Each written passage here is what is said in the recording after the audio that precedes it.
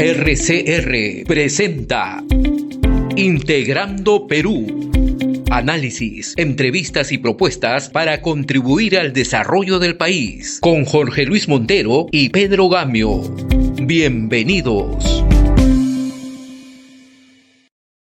Amigos de Integrando Perú, tenemos el gran gusto de recibir esta tarde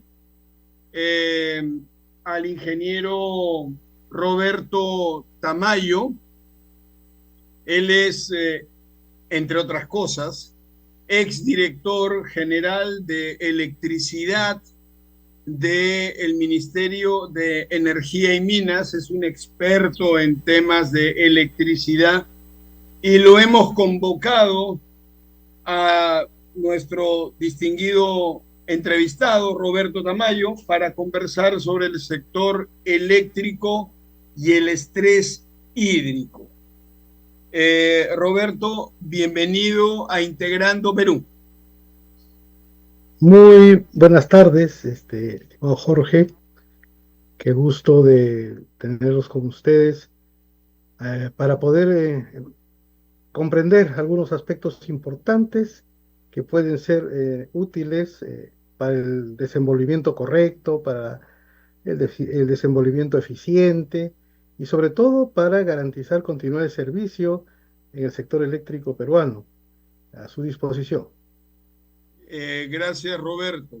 A ver, este es un tema largo, un tema grande y un tema que nos preocupa mucho a todos, porque el cambio climático nos está poniendo contra las cuerdas y nosotros somos un país ecuatorial, subtropical, y tenemos un deshielo generalizado en toda la cordillera, los nevados y los glaciares de la cordillera andina, la principal cordillera ecuatorial del mundo. O sea, de que lamentablemente el Perú va a ser una de las grandes víctimas del cambio climático cuando este incluso se acentúe más y que digamos, se exprese en toda su gravedad. ¿Es así, Roberto, o me equivoco? A ver, efectivamente, ¿no? El clima ha venido teniendo un comportamiento distinto al habitual que, digamos, podemos eh, ponerle un hito, yo diría, hace unos 15 años, hace unos, tal vez, una década atrás, eh, habían unos comportamientos cíclicos, comportamientos que podían, de alguna forma, anticiparse, ¿no? Pero en esta oportunidad, hablo de entre hace unos 15 o 10 años acá, cada vez es más difícil predecir las cosas. Cada vez es más difícil, a pesar de tener grandes algoritmos y mucho hardware para poder desarrollarlos, ¿no? Es más difícil cada vez predecir las cosas. Por ejemplo, nadie podía, de alguna manera, anticipar cuatro fenómenos de la niña consecutivos que vamos a tener, ¿no? Y que, digamos, eso genera o distorsiona patrones que no se han podido notar 40, 60 o tal vez 80 años y más atrás. Eh, y entonces lo que se sabe, aparte, digamos, de que hay unas emisiones altas de CO2 producto de la revolución industrial y de todo un 120 años, digamos, de polución a partir de combustibles fósiles, es que también adicionalmente ha habido una contaminación de lo que significa poder, digamos, lograr obtener con elementos naturales la famosa fotosíntesis, ¿no? Y entonces estamos hablando de que, por ejemplo, el mar se ha acidificado, los grandes bosques se han deforestado, ha habido una, obviamente, intrusión humana y genera, pues, lo que también algunos le denominan la época del antropoceno, pero además de ello, este círculo vicioso, llamémosle así, genera cada vez más, porque en nuestro hábitat se calienta más, una generación mayor de, por ejemplo, vapor saturado en nuestra atmósfera. Entonces, son varios los elementos que contribuyen a este incremento de temperatura y lo más sensible es, pues, la injerencia sobre los ciclos naturales hidrológicos que estábamos acostumbrados. Cada vez es obvio que hay más deglaciación, cada vez se sabe que, por lo menos en algunas zonas, por acá el Instituto Geofísico del Perú, antes del periodo de la pandemia, me parece que hace unos 5 o 6 años, ya declaró oficiosamente que en el Perú llueve menos, o sea, hay un periodo de lluvias, digamos, más restringido, más limitado. Entonces, por ejemplo, el retraso de las lluvias a diciembre ya ahora es habitual, ¿no? Entonces ya lo debemos Así es. sentir así. Yo entiendo que los agricultores, que en muchos casos conocen más de estos temas también, ya están prevenidos, están en ese proceso de adaptación, y yo creo que muchos también científicos, muchos profesionales del área, no solamente la energía, sino porque tú sabes que el agua es algo transversal, es un recurso pues transversal, muy necesario, ya han dado su, digamos, su posición, su opinión, y algunos científicos han dicho, peruanos, porque he tenido oportunidad de conversar con algunos ingenieros hidráulicos muy reconocidos y han dicho, el clima, ¿no? O la naturaleza está en un proceso de adaptación. En algún momento va a haber más lluvias en algún lugar, lo que ha pasado en Valencia, ¿no es cierto? En otros lugares va a haber unos periodos de sequía muy complejos, como por ejemplo el de la Amazonía y Ecuador, acá.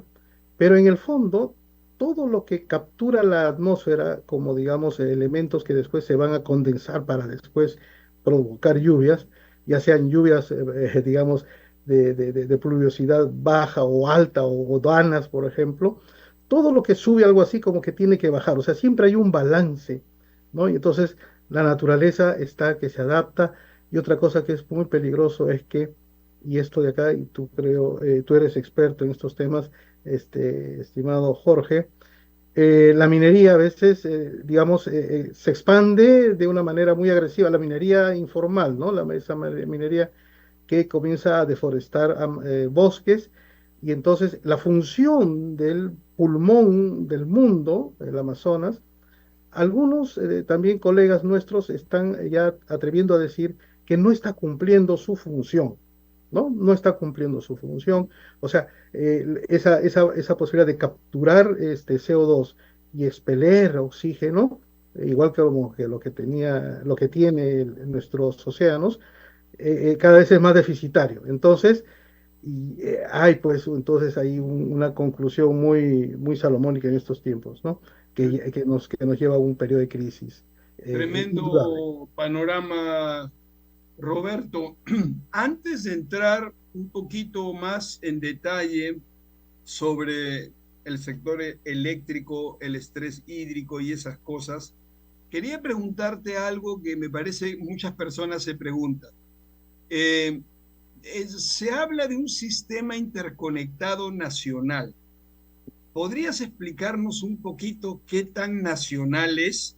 Es decir, si yo soy generador de energía en Tumbes, la puedo vender a un cliente en Tacna y mi energía está en el sistema interconectado nacional y mi cliente en Tacna la puede tomar del interconectado nacional. Esa es la envergadura, bueno, excluyendo Iquitos. Eso sí me queda claro que Iquitos es otra historia.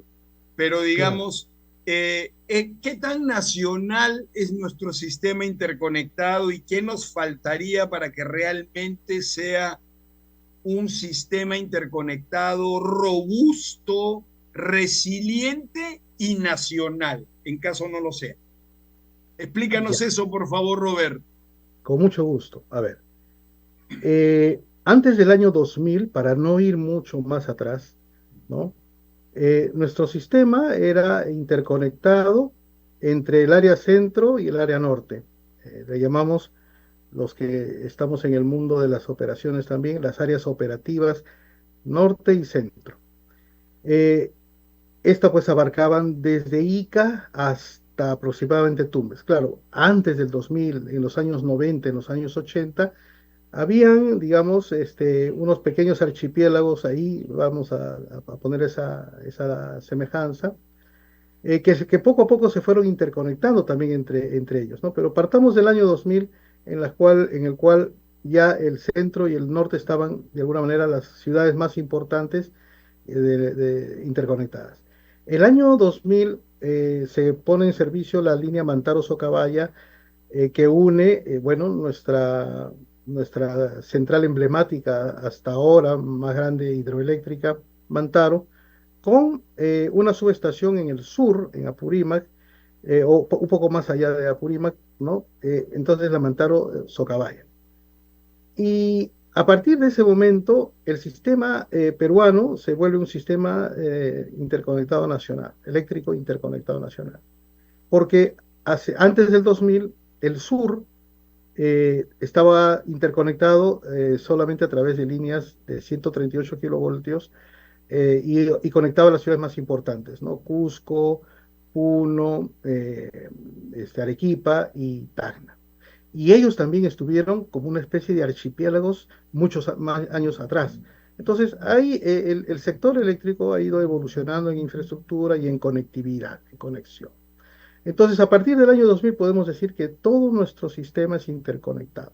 Ahora, pero no todos los ciudadanos del país gozan de ese sistema interconectado, ¿no? O sea, algunos todavía, por ejemplo, se mantienen en sistemas aislados, como has referido bien el caso de Iquitos, que es el sistema aislado mayor, pero hay otros sistemas también que están operando en isla. Y tiene sus ventajas y desventajas operar en isla. Te comento un ejemplo. Por Por decirte, favor. todos conocemos la ciudad de Chacas. Bueno, la mayoría ha oído hablar de la emblemática Chacas, digamos en Ancash. Ellos, por ejemplo, tienen un sistema que opera aislado y otra parte de su generación, porque la ciudad de Chacas alberga dos centrales eléctricas de propiedad de una comunidad ahí energética fundada por unos padres italianos. Entonces, una de esas centrales, por ejemplo, está interconectada al sistema a través de una línea de transmisión muy larga, pero esa línea de transmisión muy larga muchas veces tiene fallas. Entonces, hace que la calidad del servicio de esa central, o por lo menos lo que inyecta el sistema, no sea pues la adecuada. Bueno, cada vez se está mejorando más. Pero ellos, por ejemplo, han evitado de que la ciudad de Chacas esté, digamos, impactada de esos detalles operativos o de esa baja confiabilidad operativa. Entonces ellos prefieren operar en isla y operando en isla tienen una mejor confiabilidad. O sea, no necesariamente, acá valga la aclaración, porque, bueno, como buenos académicos también debemos hacer trascender a la población, no necesariamente todo lo interconectado es bueno. Otro ejemplo, por ejemplo, es cuando a veces llegan redes de líneas de transmisión hasta las zonas rurales y también llegan paneles fotovoltaicos a las zonas rurales. Entonces, en la zona rural que se ve beneficiada con ambas tecnologías, nos hemos dado con la sorpresa que muchas veces las personas, las familias prefieren el sistema fotovoltaico porque no se interrumpe. En cambio, las líneas de transmisión, ya sea por descargas atmosféricas, por alguna otra razón, se interrumpen. Entonces, es una cuestión de siempre ir evaluando y viendo qué es lo más conveniente para garantizar la continuidad de suministro. Entonces, un cliente que está en Tacna obviamente goza de los electrones que se producen en cualquier punto del sistema interconectado, ¿no? Pero nuestro mercado eléctrico hace que el ciudadano de Tacna tenga un contrato, o bueno, esté bastante vinculado al operador de red, al distribuidor de la red de la zona. En este caso, por ejemplo, en Tacna es Electrosur. Entonces, Electrosur es el que a través de una venta, ¿no? Y obviamente después de una facturación, tiene un vínculo comercial con este ciudadano. A su vez, este Electrosur tiene un vínculo comercial con algún proveedor, algún suministrador, generador, que puede ese generador sí inyectar sus electrones en Tumbes y retirarlos en Tacna, ¿no? Entonces, esa Interesante. es la viabilidad de los mercados, porque pertenecemos a un sistema de mercados de contratos y ya después el resto es un poco más complejo porque lo que, digamos, no es contratos, se puede comprar en un mercado que se llama el spot, que se valoriza a un costo marginal, pero que más es una transacción que involucra a generadores, a grandes usuarios mayores a 10 megavatios y ¿cómo se llama? También a distribuidores, pero esos distribuidores que, digamos, están, digamos, comercializando esos electrones en ese mercado spot, ellos lo tienen que destinar a sus usuarios libres, no es al usuario regulado. Entonces, hay un mercado, digamos, mayorista y hay un mercado de contratos ya para los que, digamos, tenemos que gozar de la electricidad como usuarios domiciliarios o comerciales, ¿no? Perfecto, Roberto, clarísimo, interesante. Tenemos, pero no me has contestado si nuestro sistema interconectado nacional es resiliente. Ah, ¿Cómo con lo mucho ves gusto. tú? Claro. A ver, nuestro sistema empezó a estar interconectado completamente en el año 2000, como te comentaba. Y en ese momento, por ejemplo, nuestro sistema era muy radial, no era, digamos, resiliente, no era seguro, no tenía capacidad, digamos, de poder soportar algunas contingencias en el sistema. Entonces, yo recuerdo que muchas veces el área sur, siempre, digamos, porque era el área más débil, entraba en blackout, ¿no? O sea, habían problemas ahí digamos, de fallas, de interrupciones. Pero a partir del año 2013, a partir del año 2013, se interconectan o se incorporan al sistema líneas de extra alta tensión, líneas de 500 kilovoltios, y se incorporaron después en el transcurso del tiempo dos de esas líneas que van desde el área operativa centro hacia el sur. Entonces hay tres conexiones que hace que nuestro sistema interconectado ahora sí garantice, digamos, una fortaleza o, digamos, garantice la continuidad de servicio al sur.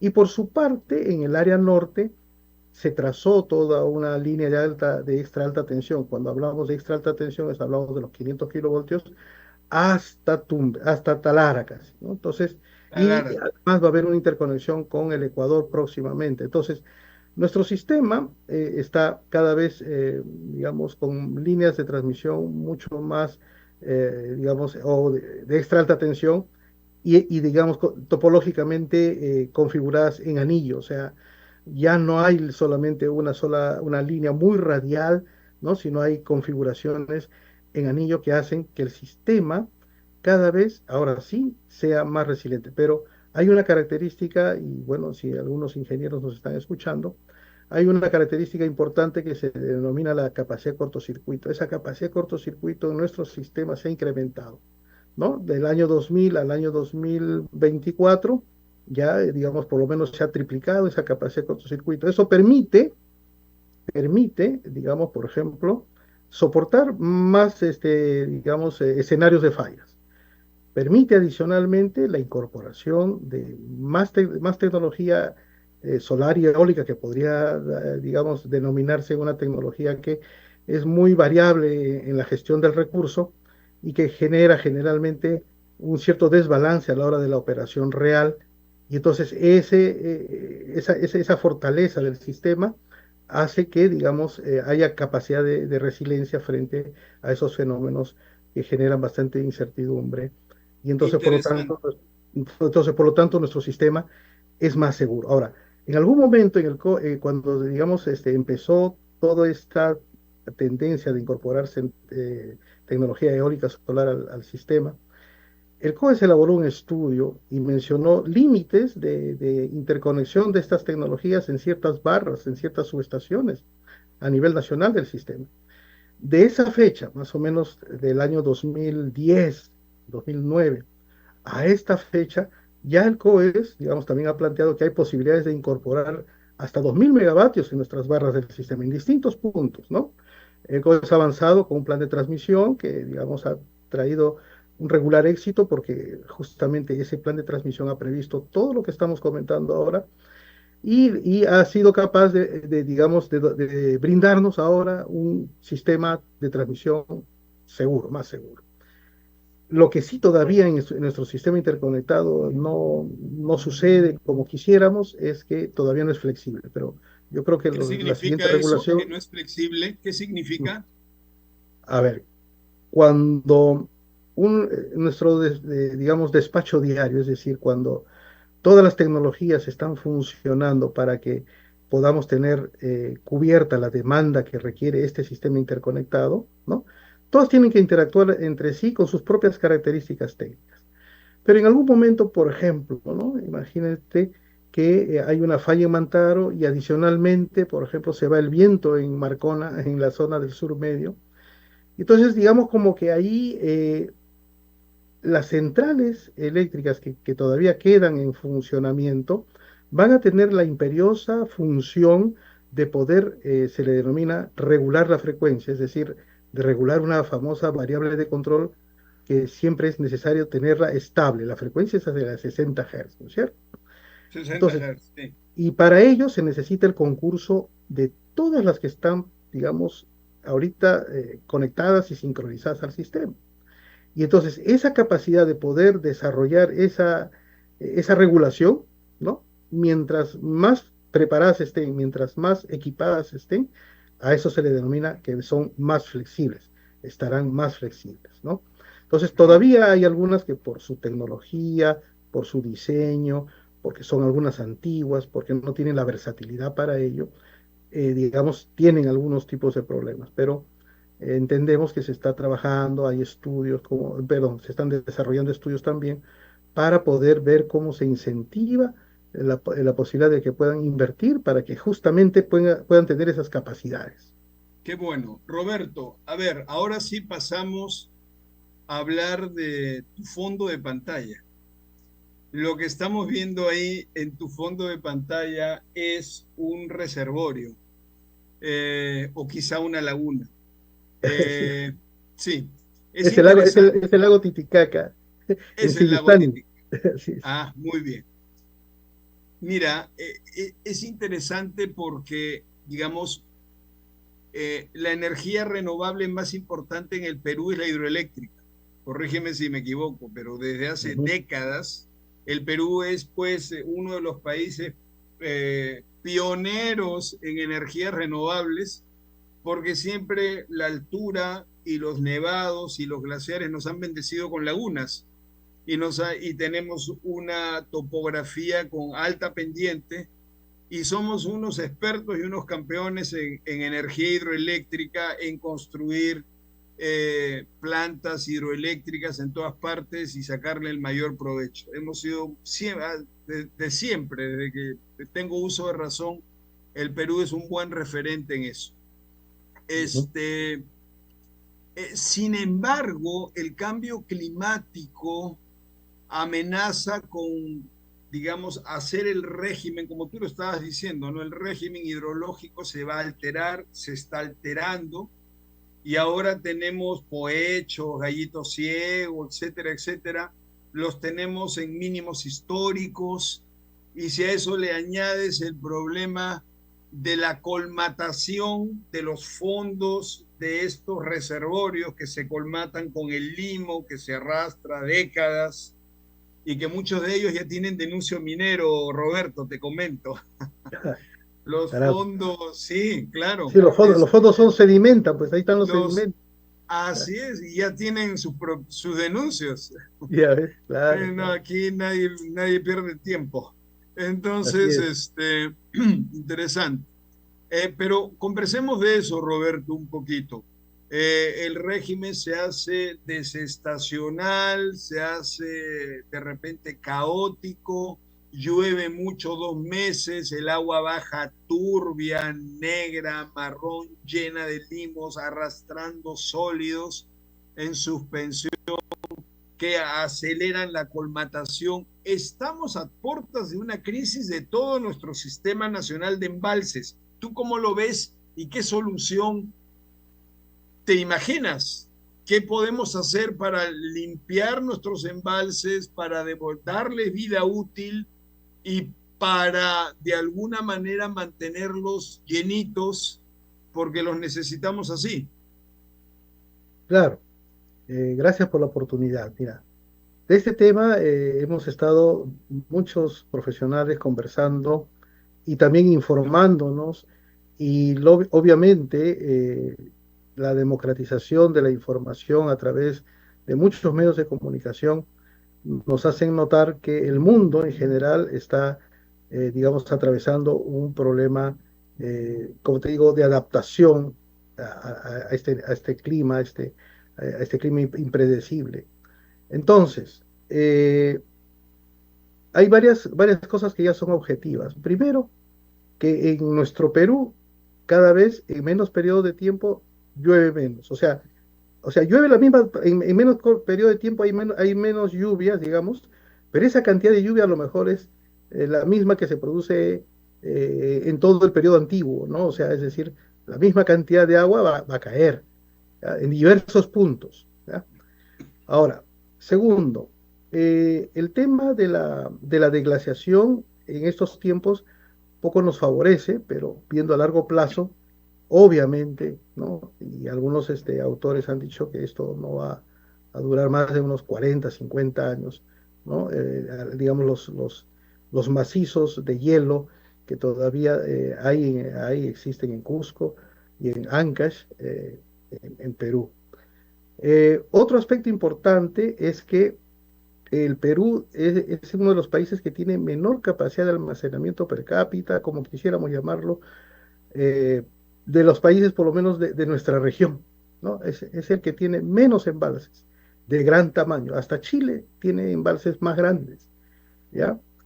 Y, y entonces, la teoría de los ingenieros hidráulicos que obviamente conocen más que yo, pero y por esa razón les he preguntado.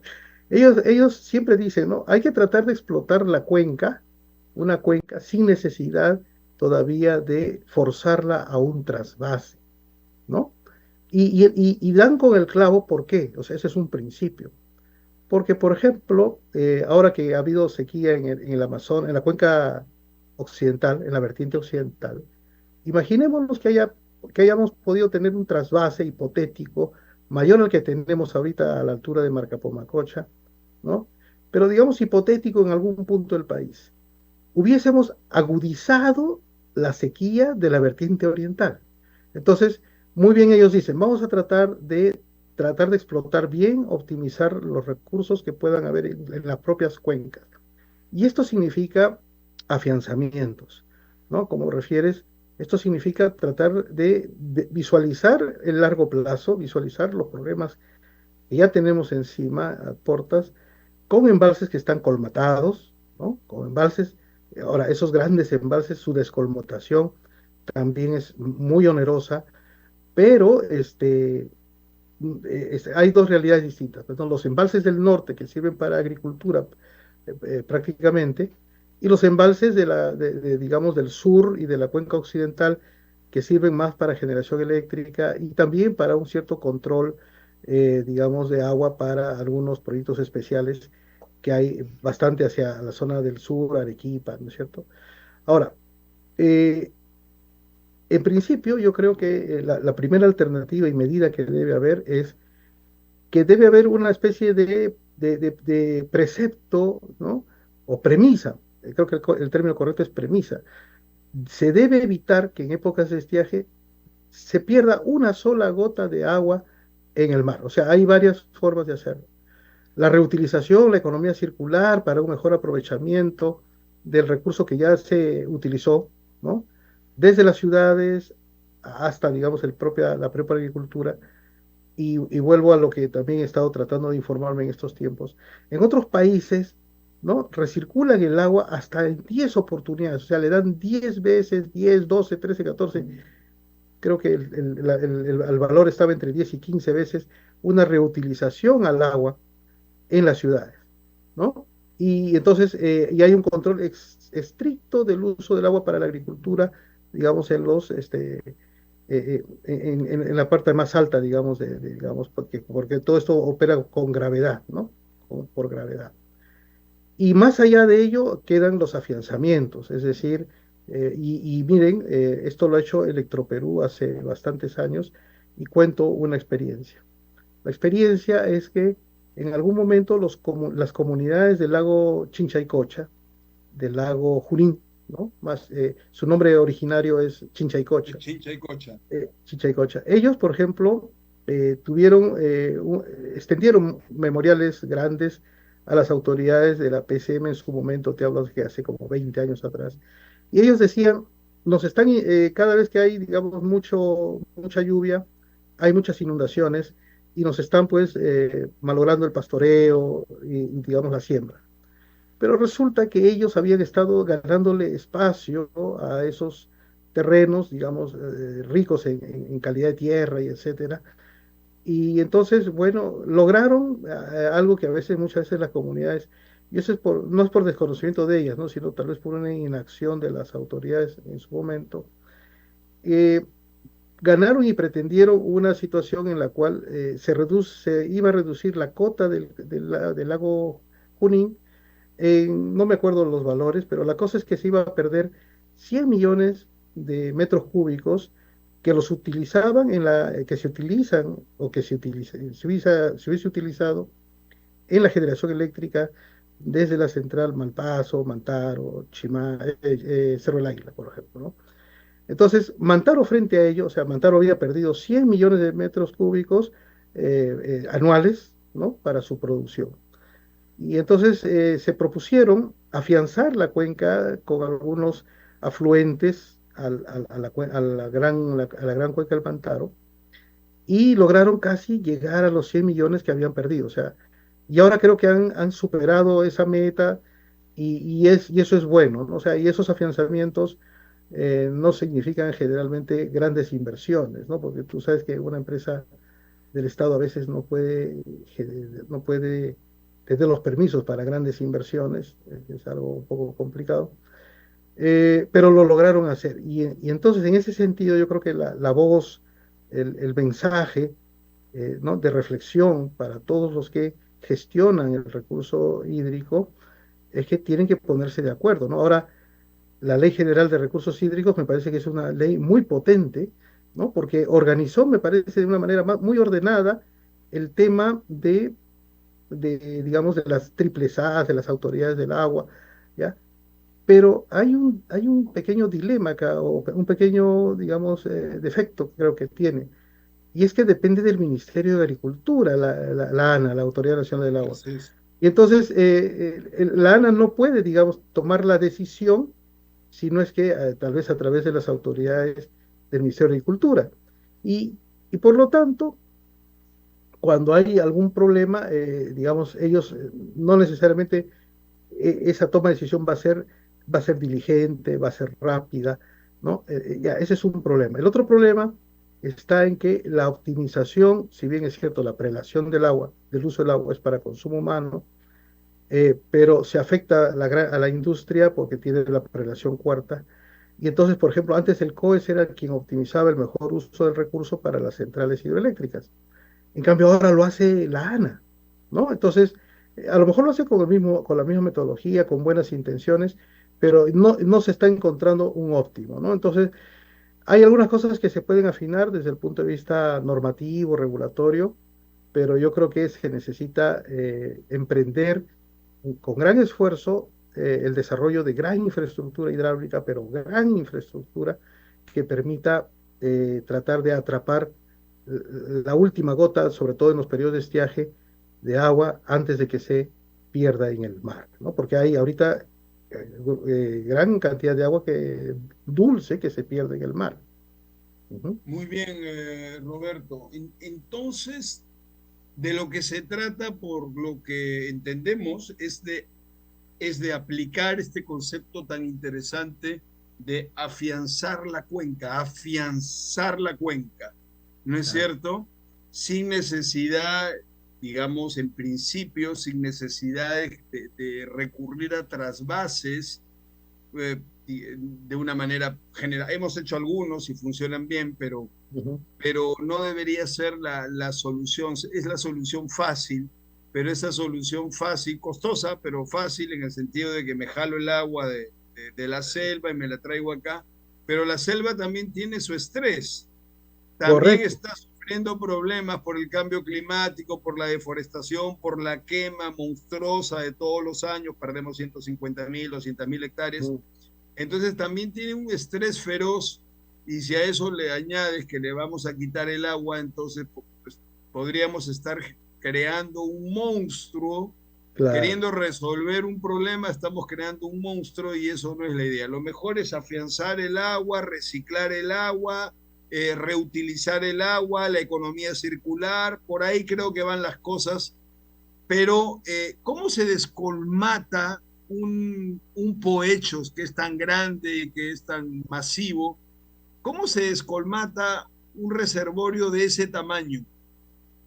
A ver, por la experiencia en el ámbito energético de las presas que destinadas a centrales hidroeléctricas, hay algunos procedimientos, ¿no? O sea, en las hidroeléctricas grandes que tienen, por ejemplo, como Mantaro, Cerro del Águila y otras, por ejemplo, la central esta de Chagua no tiene algún desfogue, o sea, no tiene una puerta, una compuerta de desfogue o unos aliviaderos que le permitan desechar por ahí lo que se colmate, o sea, son de un solo uso ese tipo de presas, el de tipo Chagua, ¿ya? Pero las demás presas sí deben tener todos los accesorios, digamos, pertinentes de su diseño, como para que con la fuerza del río, porque hay un momento en que el río trae mucha fuerza y la experiencia de Mantaro es muy aleccionadora, es decir, Mantaro espera que hayan 400 metros cúbicos por segundo en algún momento del día, del periodo de avenida, ¿no? Y con esa fuerza del río impulsa los sólidos, ¿no? Fuera de la presa y lo hace, digamos, con la fuerza del agua, ¿no? No necesita, por ejemplo, hay maquinarias, no se necesitan dragas, ¿no? Porque, por ejemplo, el tema del dragado es algo que, digamos, necesariamente se tiene que tener un motor ahí que esté funcionando las 24 horas del día, tragando todos los sólidos, ¿no? De un sector a otro, que también es otra solución, pero es un poco más cara y podríamos decir algo contaminante. Ahora, pero por otro lado hay la forma de poder tener maquinaria pesada, ¿no? O sea, en grandes embalses como por ejemplo Poechos, ¿no? O digamos, u otras, eh, grandes presas, estas ya destinadas a agricultura, ¿no? Donde, por ejemplo, la maquinaria pesada podría, de alguna manera, digamos, trasladar esas grandes, esos grandes movimientos de tierra para descolmatar.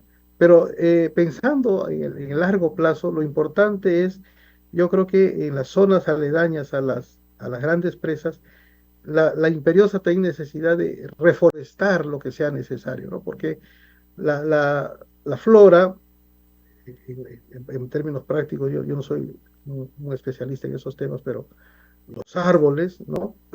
La flora nos ayuda a estabilizar los taludes, ¿no? A generar un ecosistema que no permita de alguna manera que se traigan elementos en suspensión.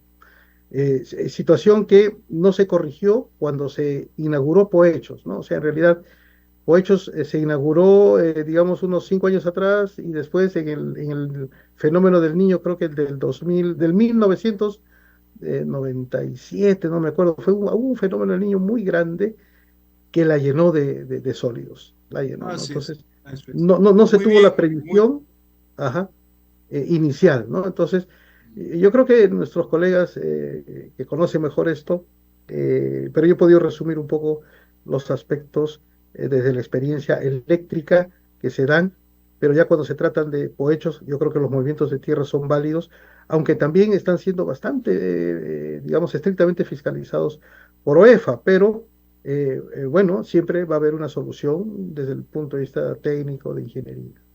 muy bien, Roberto. No es un trabajo menor meter No, maquinaria amarilla y sacar los miles de millones de toneladas de limo depositado en sí. los fondos de Poechos. Quizás las futuras represas y embalses deberían pensarse con esas válvulas que tú has mencionado al principio, un diseño más moderno para que puedan autolimpiarse, autodragarse y no tener después que estar haciendo malabares para desviar reducir la salida, meter las maquinarias, etcétera, etcétera. Muy bien, vamos a un corte comercial chiquito y volvemos, Roberto. Gracias.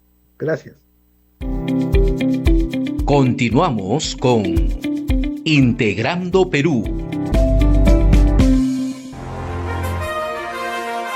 RCR, Red de Comunicación Regional, la red que comunica y une al Perú. Integramos y damos voz a las comunidades más alejadas del Perú. Más de 40 emisoras de radio, 30 estaciones de televisión y nuestras redes sociales se unen a diario con la señal de RCR. Integramos a más de 400 localidades en costa, sierra y selva. RCR, Red de Comunicación Regional, la red que comunica y une al Perú. Interrumpimos la pausa comercial para presentarte TV360. Mira TV y Radio Nacionales en vivo, 100% gratis. Disponible para todos en el Perú, desde cualquier dispositivo. Disfruta de megas ilimitados para TV360. Descarga el app, regístrate y míralo ahora. Continuamos con Integrando Perú. Seguimos, amigos. Estimado Roberto, una consulta. Hola, Pedro. Hay un caso singular en este problema de la descolmatación de Poechos. Hay informes técnicos de una gran masa crítica de oro acumulado de origen aluvial. Eso hace que se dé un fenómeno particularmente interesante, porque está la cantidad de oro que se dice que debería haber una competencia para que se autofinancie, si cabe el concepto, la onerosa descolmatación, a partir de toda una importante aprovechamiento del oro aluvial que está allí, siguiendo las mejores prácticas ambientales, porque hay que cuidar no contaminar la fuente de agua. Entonces, la pregunta es, ¿por qué no se reacciona frente a esta singular realidad que haría que logremos dos propósitos: solucionar el problema del agua en Piura, que es crítico, y al mismo tiempo obtener recursos que son de todos los peruanos, porque la Junta de Usuarios tiene límites de competencia? ¿Es así? A ver, gracias, Pedro, por la pregunta. En realidad, me parece que siempre hay un marco normativo que cumplir, ¿no? La Ley General de Recursos Hídricos es clara en el tema de la prelación del uso. Pero vayamos un poquito a los antecedentes, a los precedentes. Piura, la región Piura, si bien es cierto, necesita agua para sus sembríos, pero estos sembríos, y muchas veces hubieron bastantes observaciones y comentarios y recomendaciones para que el agua y poca agua en épocas de estiaje que tiene la zona del norte no se la utilice en sembrar arroz, ¿no? Yo recuerdo mucho las discusiones de tantos años, tantas décadas, para que esa costumbre sea de alguna manera es muy difícil cambiar esa mentalidad en Sullana. Tú tienes razón, técnicamente no tiene sentido sembrar arroz donde el agua es escasa por el sistema de riego por inundación, que habría que sembrar otro tipo de productos o de especies. Eso es muy cierto. Entonces, pero el tiempo es corto. Ahí, ¿no? Porque, digamos, todos tienen que beneficiarse de las necesidades, digamos, acuíferas que nos trae, digamos, y que son almacenadas en Poechos. Ahora, entonces, el tiempo es corto. Yo quería aprovechar esta etapa final de tu valiosa entrevista sobre el problema del cuello de botella que tenemos en el sector eléctrico, porque se acaba la generación a precio competente, es decir, no hay gas disponible, proyectos que se puedan sumar en el corto plazo. Las hidroeléctricas están afectadas por el estrés hídrico, aunque Dios es peruano, el norte está afectado, pero la otra parte parece que sí está lloviendo y tenemos el agua necesaria, es decir, estaríamos hasta este momento salvando el año. Pero lo que no podemos evitar es el problema de que se acaba la generación competitiva y ya el próximo año ampliamos la necesidad de utilizar generación térmica con diésel. ¿Eso es así? Eso es así, Pedro. En realidad pueden suscitarse más eventos todavía que puedan generar algún impacto mayor sobre, digamos, las fuentes que nos brindan recursos, digamos, lo necesario para tener una electricidad que no use diésel, ¿no? Por ejemplo, si bien es cierto, hay lluvias ahorita, pero un incremento de la demanda. Ahorita estamos con un crecimiento de 3%. Si el crecimiento se diese en un 5% o un 6%, definitivamente, así tengamos buenas condiciones hidrológicas, vamos a quemar diésel, ¿no? Porque, por ejemplo, estamos pasando por un periodo de estiaje casi normal, porque las centrales hidroeléctricas del norte no marcan el amperímetro, o sea, son pequeñas, son importantes para el norte, pero no representan, digamos, no representan una participación importante para el CEIN. Entonces, bajo estas condiciones han estado operando todas las centrales a gas e imaginemos, ¿no? Un crecimiento al año 2025 de 5%. Entonces, definitivamente, si al 2025 no hay la incorporación de algún proyecto, se va a quemar diésel. O sea, no solamente porque falta agua, sino también porque se incremente la demanda. Y si los dos efectos se dan al mismo tiempo, ya las circunstancias serían mayores. En el corto plazo, la única Sí, salida es aumentar de forma acelerada la tecnología solar y quizás eólica, porque hay proyectos avanzados. ¿Cuál es la barrera que impide que se acelere este conjunto de proyectos, no obstante tener informe técnico preoperativo favorable de la instancia correspondiente, que es el COES? ¿Cuál es la razón que impide que la energía solar arranque con más fuerza en el Perú frente a países vecinos que han avanzado más?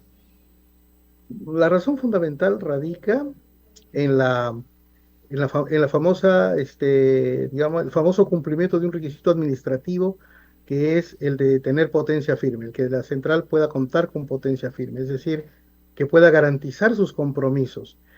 El marco normativo establece fórmulas, establece requisitos, establece maneras de poder determinar la potencia firme. Esa potencia firme se la calcula en el horario de punta nocturna y por lo tanto todas las tecnologías que están en ese horario de punta nocturna gozan de un cierto valor de potencia firme. La solar obviamente no está dentro de esa hora punta nocturna. Y una Ahora, pero pregunta. también la ley permite algo, ¿no? Y eso también hay que mencionarlo, porque es importante, ¿no? Es que un generador que quiera participar en la hora punta puede contratar la potencia firme de otro generador que le permita tener presencia y garantizar sus compromisos, ¿ya? Desde el punto de vista comercial, a lo mejor eso puede ser oneroso para el que quiera comprar potencia firme a un tercero, ¿no? O a lo mejor, por ejemplo, incluso imposible porque nadie quisiera tal vez venderle esa potencia firme, porque todo el mundo está, digamos, reservando lo que poseen para poder, digamos, ofrecérsela a algún cliente propio, ¿no? Entonces, ahí está el problema de la falta de competencia, Y el ¿no? PR20, Entonces, este procedimiento técnico de Ocinermin, el PR20 que ha sido modificado hace poco, estaría obligando a los proyectos renovables no convencionales con sol y viento a contratar directamente su propia capacidad de almacenamiento. ¿Qué tan importante es este cambio que en el mundo no se ha dado, ¿no? En el mundo el sistema de almacenamiento lo asume el conjunto de actores, principalmente la demanda. Aquí se está obligando a la generación no convencional a asumir una parte del almacenamiento. ¿Qué piensas de esta modificación del PR20? muy bien, gracias por la pregunta. En realidad, yo creo que todos los actores del sector eléctrico, ¿no? Se hacen responsables frente a las necesidades de garantizar una operación confiable y segura, ¿sí? O sea, mientras más energía de índole no gestionable, es decir, mientras más energía solar y eólica penetre en el sistema interconectado, mayores son los riesgos operativos a los que se expone. Entonces, hay varias formas de solucionar ese tema. O sea, desde el punto de vista regulatorio, muchos países también han avanzado en proveer un mercado de servicios complementarios, ¿no? Que todavía no es el caso. Muchos expertos y también la misma literatura dice que a partir tal vez de una penetración de un 20% en promedio, dependiendo del tipo de sistema, va a ser necesario contar con un mercado de servicios complementarios. El Perú ahorita está en más o menos en un 10 a 11% ya de penetración de energía no convencional. Y lo más probable es de que en el transcurso de los siguientes años se incorporen más, digamos, centrales de esta naturaleza, alcanzando pronto, tal vez cercano a ese 20%.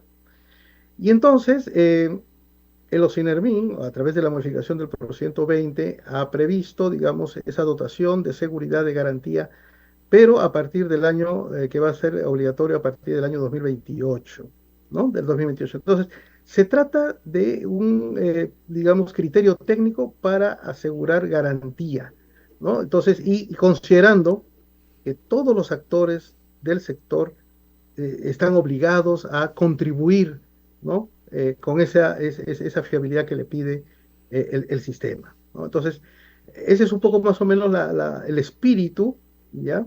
Ahora, cada vez más la tecnología, porque la tecnología solar y eólica viene acompañada probablemente de mucha electrónica de potencia y muchos inversores que cumplen alguna función y además de sistemas de almacenamiento que también pueden cumplir la función de reguladores de frecuencia, ¿no? Y yo creo que en los próximos años estos precios de estos elementos van a ser más, hablando de disruptiva, van a ser más asequibles, en otras palabras, así como los paneles fotovoltaicos ahora son bastante asequibles, estos elementos también van a ser bastante asequibles, ¿no? Roberto, Pero ¿qué todo pasaría? necesita una garantía. Sí, Roberto, ¿qué pasaría si la norma técnica peruana se actualiza y le reconoce una potencia a la energía solar de solamente 1%? Es decir, casi nada. Solo reconocerle 1% a la energía solar, en lugar de porcentajes mucho mayores que tienen las otras tecnologías. ¿Te parecería a ti una manera de dejarla competir, pero como es tan barata, igual va a empujar hacia una competencia mayor en el mercado eléctrico? Aquí viene un gran detalle, ¿ya? Yo creo que si nuestro país creciera a porcentajes superiores al 2,5% que está creciendo, y esperemos que, digamos ya ahora potenciales de desarrollos como el puerto de Chancay que van a dinamizar la economía, ¿no? Y van a generar probablemente más demanda, esperemos eso, ¿no? Yo creo que incluso ni con el 1% va a ser necesario la contratación de energía por muchos clientes, por muchas industrias que podrían requerir energía. La producción se mueve en base a la energía, no tanto a la capacidad, ¿no? Entonces, ese 1% sería suficiente como para decirle, yo te contrato el 1%, pero me das, digamos, 1 kilómetro de energía, digamos, ¿no? O sea, 1% y después con 1 kilómetro de energía. Y eso es lo que podría motivar el desarrollo de más tecnología. O sea, pero necesariamente tiene que crecer la demanda, porque si la demanda no crece, no va a haber el incentivo como para poder, digamos, atreverse a contratar con un poquito de potencia gran cantidad de energía, En el Ministerio ¿no? de Energía y Minas, Roberto, han hablado de duplicar la producción de cobre y eso necesita energía. Excelente. Entonces, yo creo que va a ser de todas maneras competitiva cualquier forma que se le pretenda, digamos, incentivar no solamente a la eólica, que ya está incentivada porque tiene presencia en la hora punta, sino prácticamente a la solar, ¿no? Y la pregunta clave que no puedo dejar de hacerte, Roberto, antes de terminar el programa, ¿estás de acuerdo con la propuesta de ley del Poder Ejecutivo que también tiene la opinión oficial favorable de los INERMIN y que tiene una opción diferente del gremio privado, ¿no? El gremio privado Sí. habla de otra opción, una especie de proyecto en minoría. Para ti, ¿cuál de los dos es más completo, es mejor? Porque son 3 años de debate ya, ¿no? Sí, yo considero que en estos momentos, sea cual fuera el dictamen, el de mayoría o minoría, el de mayoría lo conozco bien porque se trata de poder separar en los contratos la potencia y la energía y que ésta pueda ser de alguna manera canalizada en los contratos en muchos bloques horarios que se podrían instrumentalizar a partir de la regulación.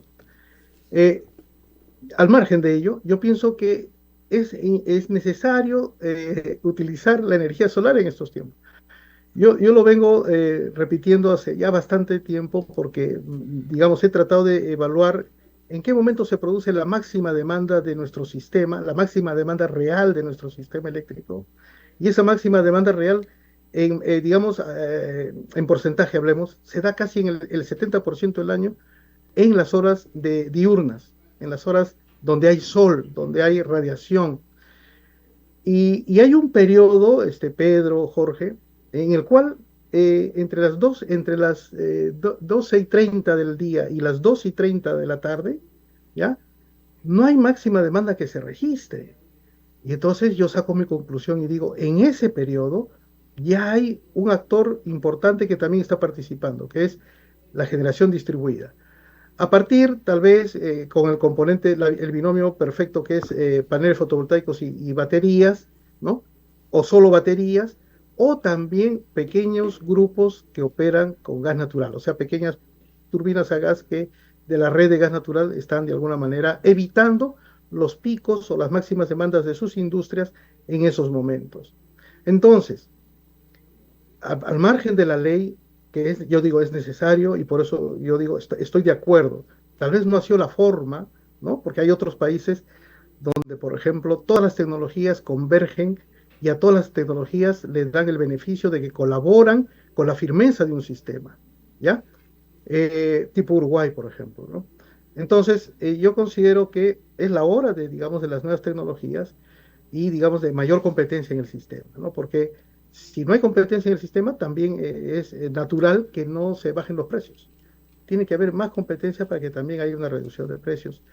Y toda esa reducción, digamos, puede fluir a una mayor inversión en flexibilizar los sistemas, ¿no? Que se necesita flexibilizarlos, pero el generador o los responsables de esto se tienen que sentir motivados a invertir, o sea, o a sincerar su costo variable no combustible, como algunos refieren, ¿no? Para poder tener un sistema versátil, un sistema así tipo los sistemas, por ejemplo, como del sur de Australia, que tanto lo manifiestan muchos especialistas, yo también, ¿no? Donde, digamos, se garantice, sobre todo, seguridad del sistema, continuidad del sistema, y seguramente demostrando que a precios competitivos, y que de eso se refleje la tarifa, ¿no? Roberto, es cierto lo que has dicho, el que los pequeños consumidores pongan paneles solares en los techos de su casa puede significar una gran transformación, porque se convierten en prosudores, ¿no? Productores, que con una adecuada regulación pueden ser un fenómeno social, sobre todo fuera de Lima, donde la calidad del servicio público no es igual, donde se necesita la participación de chicos y medianos que puedan ayudar al sistema eléctrico y en la propia Lima a reducir el precio de la tarifa eléctrica. Es una transformación del mercado eléctrico mundial, esto de la generación distribuida, y nosotros estamos con un muy demorado reglamento. Tiene que salir el reglamento para que la generación distribuida se desarrolle rápidamente, aunque en verdad ya tenemos generación distribuida en alguna medida a pesar de la inexistencia de reglamento. Sí, correcto. Muchísimas gracias, Roberto, y agradezco a Jorge por haberme tenido la paciencia de esperarme, pero hemos logrado cerrar juntos el espacio de hoy. Muchas gracias. Ya te lo voy a cobrar, Pedro, no te preocupes. Muchas gracias. Muchas gracias por la invitación. Roberto, muchas gracias por tu presencia en Integrando Perú. Otro día hablaremos de la energía nuclear. Con mucho gusto, encantado. Hemos presentado Integrando Perú.